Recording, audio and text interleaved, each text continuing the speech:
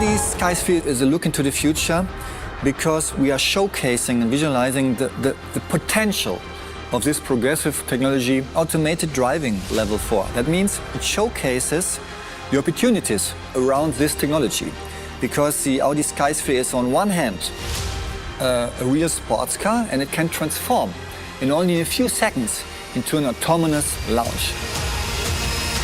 The highlights are that we combine a very muscular body with very elegant lines. And this combination is something really progressive, that the car looks on one hand very sporty and muscular and super elegant and very sleek.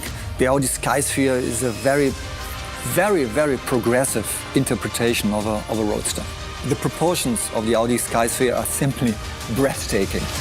Dream proportions, I have to say. Big wheels, a long wheelbase, very long and low bonnet, in combination with a very short overhang, a speedster roofline.